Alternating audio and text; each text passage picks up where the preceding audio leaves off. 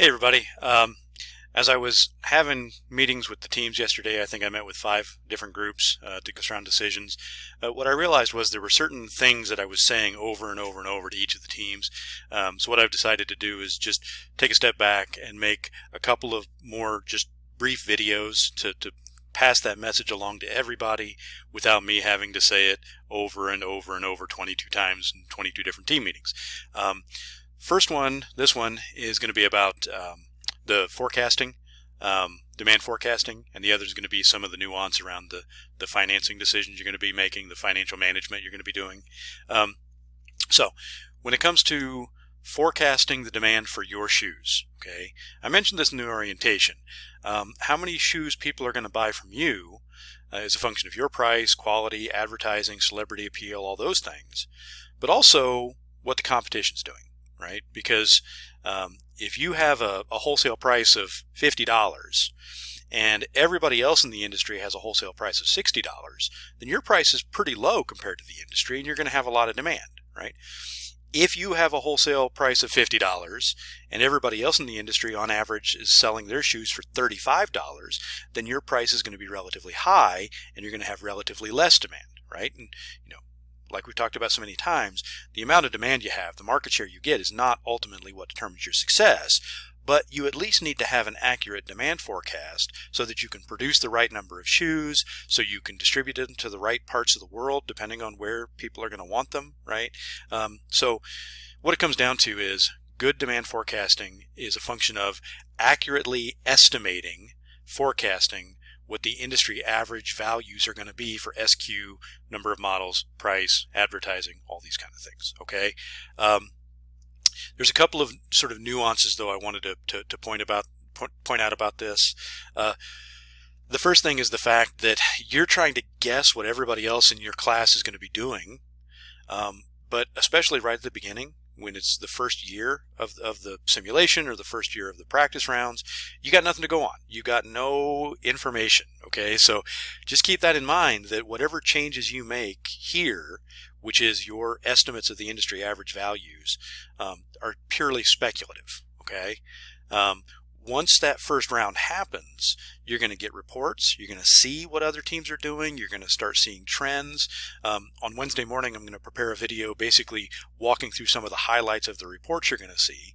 And one of the things I'm going to point out is there are certain industry characteristics that are going to start developing in certain ways, right, as a function of the decisions everybody's making, that will sort of give you a sense of what might happen with respect to prices and these kind of things, right? So once you get farther into the simulation, this estimate of the industry average gets a little easier. At the beginning, it's a real crapshoot, but it's a crapshoot for everybody, right? It's fair in the sense that everyone faces the same challenges. Okay. Sort of along those same lines, when you think about estimating what the industry average is going to be next year, one way to think about it would be as a delta, a change from the average in the previous year, right? So when you first log in each year, what you're going to see down here at the bottom in these competitive assumptions, you're going to see last year's actual average values, right? And so you think, okay, do I think quality is going to go up or down from last year? Do I think price is going to go up or down for last year, from last year, right? Something to think about is what's a reasonable change that you might expect to see, right? So, for example, I've seen a few companies do that already this semester. I've seen a lot of companies do it in the past. Let's say last year the industry average price was $58. They'll say, well, I think next year the industry average price is going to be $58. Okay, I want you to stop and think about that just for a second, because first of all, what we're dealing with here is industry averages, right? So yeah, it's possible that some teams may go upscale. They may raise their price by $10 next year, which would be an enormous change. That's like a 20% change in the wholesale price. But you have to think, not all companies are going to raise their price quite that much, right? Maybe some companies are only going to raise their price by $1 or $2. And in fact, some companies may actually lower their price. So when you're predicting how much the industry average is going to change, just think about that in terms of how far really is it realistic to expect it to move. Okay. Now, in the very first year, because everyone is taking over these generic companies and you're trying to position it in a way that's going to give you a strategic position, right? You might expect that the biggest changes are going to happen right in this very first year. Okay. The problem is, it's really hard to predict which direction those big changes are going to go. Is everybody going to be all bougie and go high end and $58 wholesale, whatever? Or are a lot of companies going to go Walmart style and drop down to $28, $30 per shoe wholesale, right? You don't know which direction things are going to go. And so the danger is if you predict a big change in one direction and things actually go the other way, then your error is just compounded. Okay. So I want you to think carefully about that. The other thing I wanted to say about the forecasting here is, the things you do here on these wholesale screens will affect what your branded production screen tells you need to produce, right? So this number right here is the outcome of those decisions and assumptions that you're making on the wholesale and internet marketing screens. Okay. What I'm going to tell you to do is trust the forecast. Okay, so you need to produce the number of shoes that the forecast tells you to.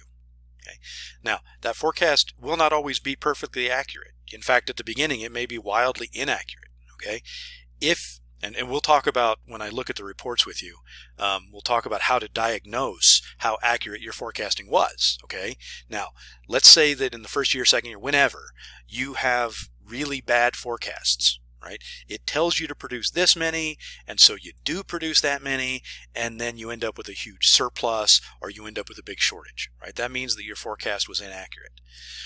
In that case, that does not mean that you should start ignoring the forecast, because the forecast is really the only sort of rigorous process you have to determine how many shoes to make next year.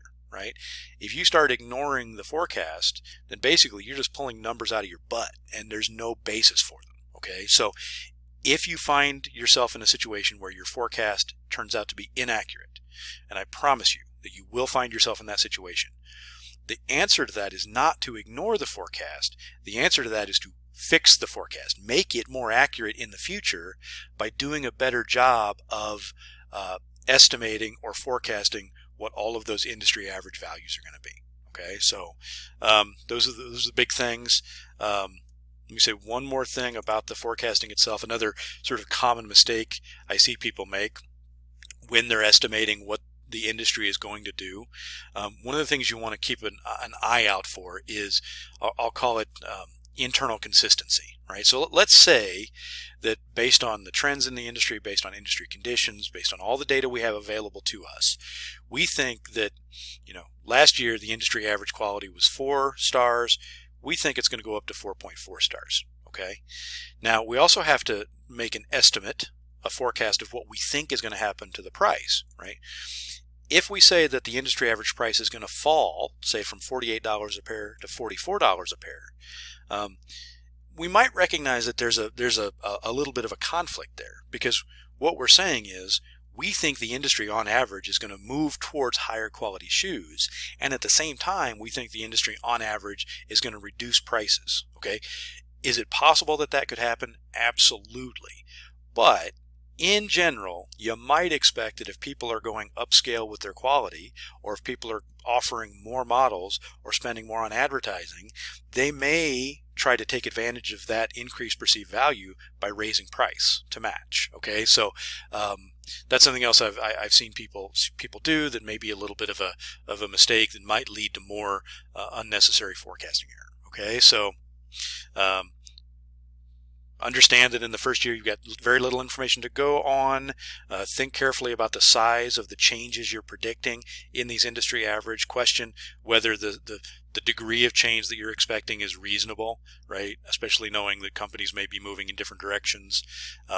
Make sure that you're at least thinking about the internal consistency of the predictions you're making about the industry averages, and trust the forecast. Trust the forecast. And if the forecast can't be trusted, don't ignore it, fix it. Okay, so I'll make another video a little bit later today about some of the finance stuff, and as always, I desperately hope that this is helpful information for you. So good luck, everybody. Have a great rest of the weekend.